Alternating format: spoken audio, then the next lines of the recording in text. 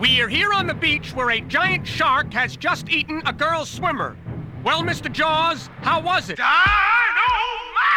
And what did she say when you grabbed her? Please, Mr. Please. I know sharks are stupid, but what did you think when you took that first bite? How sweet it is. Mr. Jaws, before you swim out to sea, have you anything else to say? Why can't we be friends? Why can't we be friends? With me now is the local sheriff. Sheriff Brody, the shark will be back for lunch. What do you intend to do?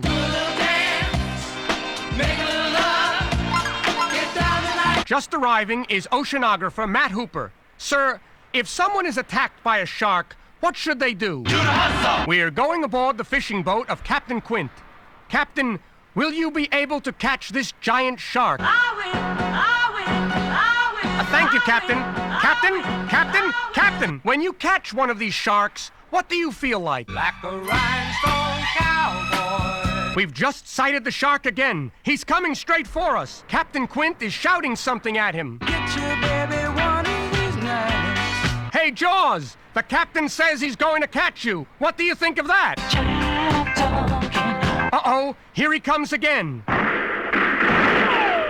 They've hit him. Mr. Jaws, why doesn't anything seem to hurt you? Big boys don't cry. Big boys don't cry. He's coming right onto the boat. Mr. Jaws, why are you grabbing my hand? Wouldn't you give your hand to a friend? No, wait, Mr. Jaws, that's not the way this record is supposed to end. Help! Help!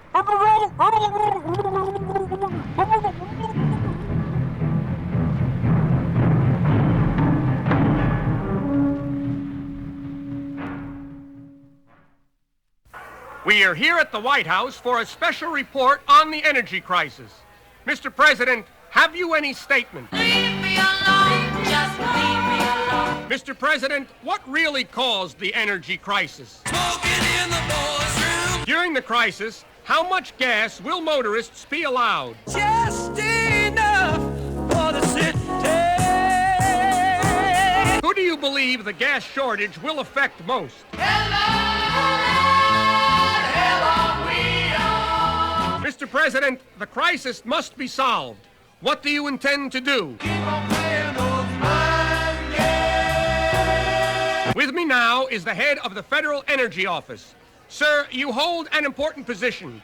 What are your qualifications? I'm a joker, I'm a smoker, I'm a midnight talker. Mr. President, have you anything to add? Leave me alone, just leave me alone. We have a long-distance call from Saudi Arabia. King Faisal, is that you? Hello, it's me. King Faisal, what are your thoughts when you look out at all those oil wells? You're beautiful and you're mine. Oh my. I have Golda Meir of Israel on the other phone. What should I tell her? Won't you tell her that I love her? Mr. President, have you any added comment? Leave me alone, just leave me alone. We'd like to continue this record on the energy crisis, but we have just run out of energy.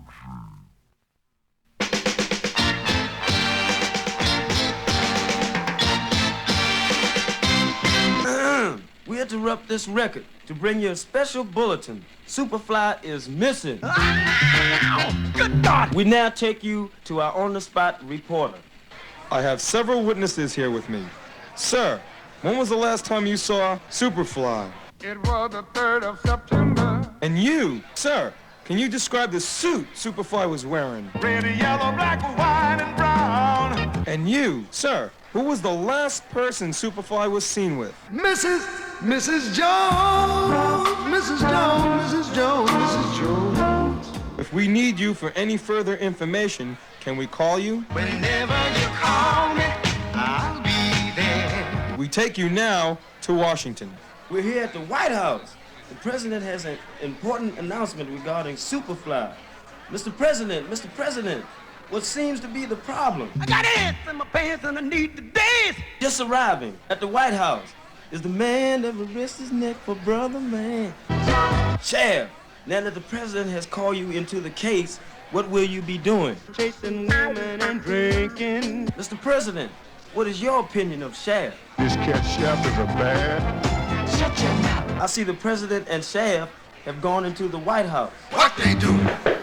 Mr. President, what are you and Shaft doing in there? Holding hands, making all kinds of plans. Mr. President, why are you holding hands with Shaft? I've just been handed a bulletin. Superfly was last seen. In Egypt and Israel too. We take you back to our on-the-spot reporter. I'm here with Freddie, who we believe knows the whereabouts of Superfly.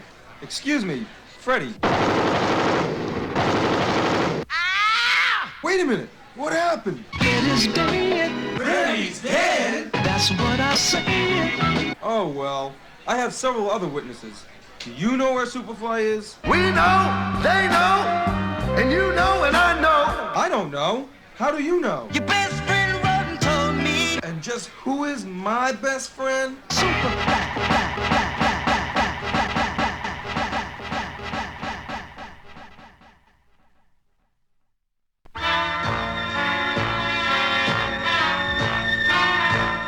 February 14th, 1929, St. Valentine's Day, in a warehouse on Chicago's South Side.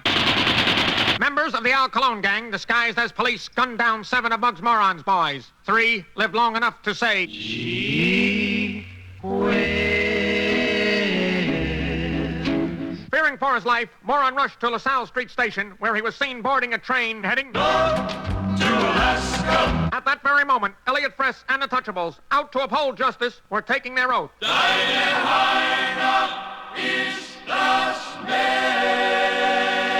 During the following weeks, 15 members of the Al Cologne mob met violent deaths. Scarmelli Capelli, Cologne's top lieutenant, was cornered by one of Bugs Moron's boys and told, You're 16, you're beautiful, and you're mine. Meanwhile, at the headquarters of Elliot Fress and the Touchables,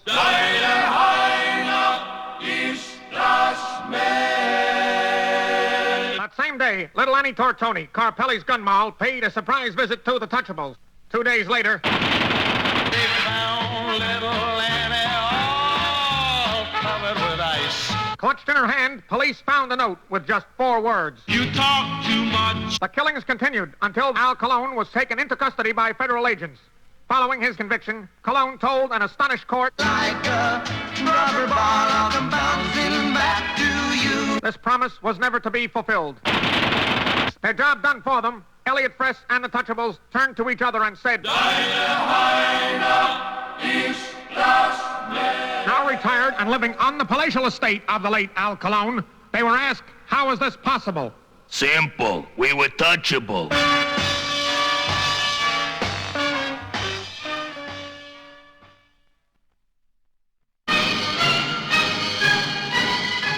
Brooklyn, New York, July 4th, 1939, a day for fireworks. Murder Incorporated received the contract to rub out Elliot Fress. Stuttering Sam Goldner gave the order. The job was given to Babyface Latka, notorious East New York triggerman. As Fress stepped from his headquarters, his gun still smoking, Babyface called Stuttering Sam and gave his report. Booka, booka, booka, all gone. But Elliot Fress was still alive. Murder Incorporated took care of Babyface. New York police found his body buried in 100 pounds of clay. The following day, Canary Cone, another killer disguised as a messenger, delivered a small package to the home of Elliot Fress. As the door opened, Canary sang, This is dedicated to the one I love. Realizing he was in the wrong house, the killer looked down at his victim and said, It's party time. Get up. Taken into custody, Cone made a full confession. Armed with this evidence, the Touchables surrounded a Brooklyn warehouse, headquarters of Murder Incorporated. Fress called to Stuttering Sam. Oh, my darling, please surrender. From inside came the answer. After a brief gun battle, Stuttering Sam stumbled from the building, screaming, That's it. I quit. Afraid he might talk, the National Crime Syndicate sent 2 killers disguised as police to the hotel where he was being held. Mortally wounded, Stuttering Sam fell from a 17th-story window. His last words were, This was the end of Murder Incorporated. Called to Washington for official ceremonies, the Touchables were asked what dangerous assignment they would like next. We would like our own television show.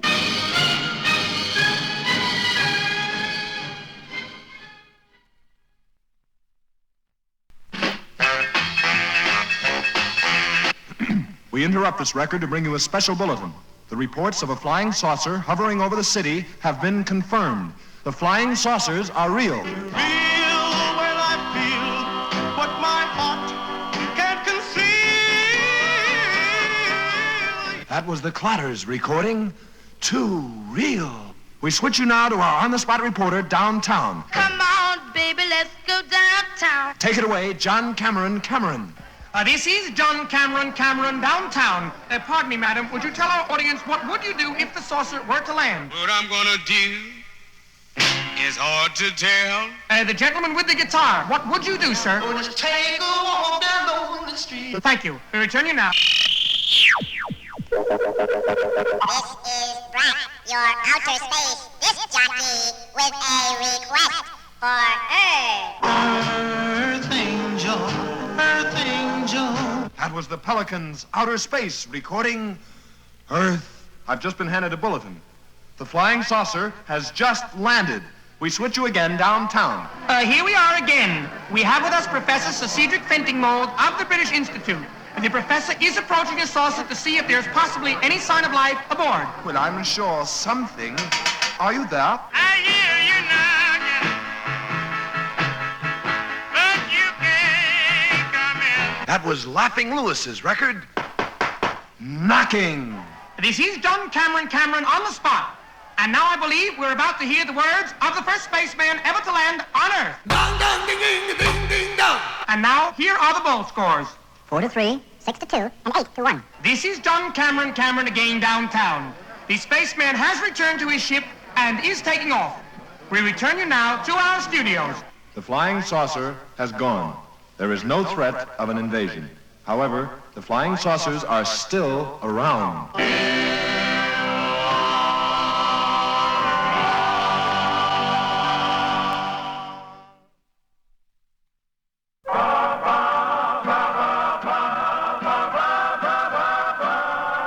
We are not going to interrupt this record. Yes, we are. The flying saucer has landed again. Washington. The Secretary of Defense has just said, Ain't that a shame? that was Skinny Dynamo's record. That's a shame. This is John Cameron Part 2. Gathered around me are several of the spacemen. Tell us, have you come to conquer the world? And now would you repeat that in English? Don't want the world to have and hold. Hey, why don't you go back where you came from? Don't be angry and drive me away. We return you now to our studios. Here is a news item from Washington. The president has just issued a statement to the spacemen, and we quote, You can do anything but lay off of my blue suede shoes. that was Pa Gherkin's record, Shoes. We switch you again downtown. This is John Cameron downtown. Professor Sir Cedric of the British Institute, tell us, how were the saucers able to land? Where do you see Motor cooled down, the heat went down. That was Huckleberry's recording, The Motor Cooled Down. This is John Cameron again. I believe the spaceman has a final parting word. See you later, alligator. We return you now to our studios. The spacemen have gone again, but look to the skies. The saucers will always be there. Always be there. Goodbye, Earth people.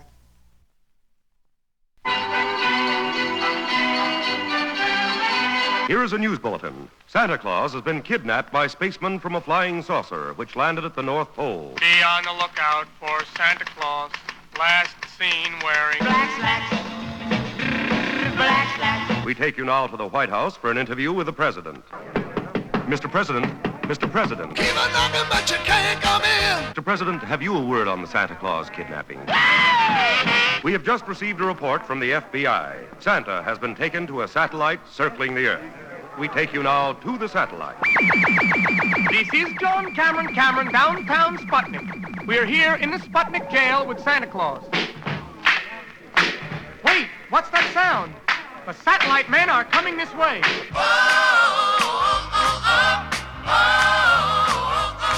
I think the king of Sputnik is about to speak. All I want for Christmas is my 2 front teeth. Santa, have you anything to say to the satellite men? Come on and do the jailhouse rock with me. Santa!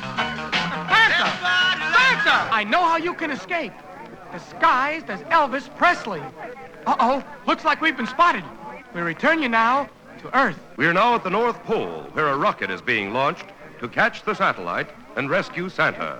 Control tower to rocket. Prepare to blast off. Oh, let's go! Will the rocket be successful? Will Santa be rescued? Turn the record over and find out. The rocket sent to rescue Santa Claus has failed. With sadness, the president speaks. Holy mackerel! The Secretary of State has this statement. Our Lucy's cooked, our reputation is shot. In London, at a meeting of Parliament, Your Majesty, have you a statement to make on this terrible tragedy? Goodness gracious! we take you now to Moscow. We're here with the Premier of Russia. Comrade, the rocket has failed. What do we do now? Come back to mine and try it again. Here is a report from Tokyo. This is Radio Tokyo. The imperial government has this message. Ooh la la. Meanwhile, back on the satellite. This is John Cameron, downtown Sputnik. The satellite men are closing in. We can hear them outside saying, Let me in or else I'll beat down your door. Santa has just escaped through the chimney, disguised as Elvis. We return you now to Earth. If you should look up at the sky this Christmas Eve and see a flying saucer pulling 8 reindeer, chances are it's Santa Claus. Merry Christmas, Earth people.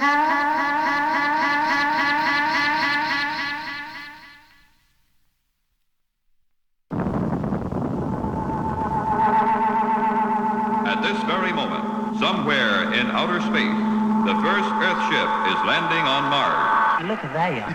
Look at there. Look at that. This is John Cameron, downtown Mars. Thousands of Martians have come out to greet the first Earthship.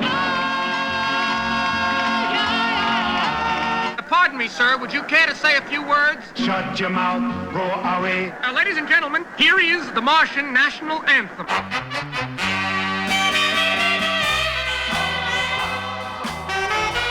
Ladies and gentlemen, something seems to be happening.